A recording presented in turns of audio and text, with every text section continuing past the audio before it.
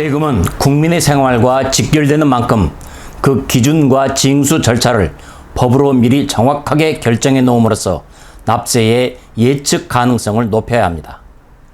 이른바 조세 법률주의라는 대원칙입니다.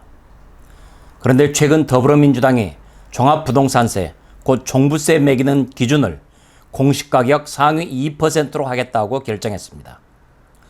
확정된 금액이 과세 기준이 아니라 상위 2%라는 고무줄을 과세 기준으로 잡은 황당무계한 법을 만들겠다는 것입니다. 이렇게 되면 시세에 따라 움직이는 집값이 상위 2%에 해당되어 과세 대상인지 아닌지는 고지서를 받아봐야 알 수 있게 됩니다. 또 이런 식이면 집값이 떨어져도 상위 2%에 해당하므로 세금을 내야 하는 기막힌 상황도 벌어지게 됩니다. 이렇게 전 세계에서 유례를 찾을 수 없는 불명확한 과표 기준은 당연히 엄청난 행정비용의 낭비와 국민 혼란만 만들어낼 수밖에 없습니다.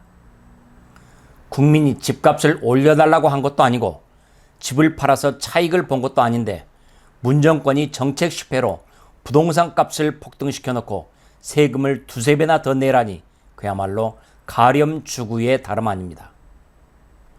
곧 문정권 출범 전에는 서울의 25가구 중에 한 가구만 종부세 대상이었는데 지금은 대여섯 가구 중에 한 가구가 세금 대상이 된 것입니다. 경제는 엉망인데 세금만 폭등하는 데다 과세 기준조차 황당무계하기 짝이 없는 법을 만들겠다는 것이니 국민의 조세 저항은 커질 수밖에 없을 것입니다.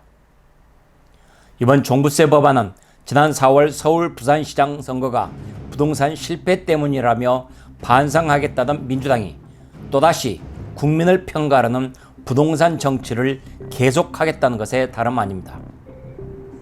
세계 역사는 세금에 저항하는 민중의 분노가 권력을 뒤집은 숱한 예를 보여주고 있는 바 문재인 정권도 그 길을 따라 파멸을 재촉하고 있습니다. 감사합니다.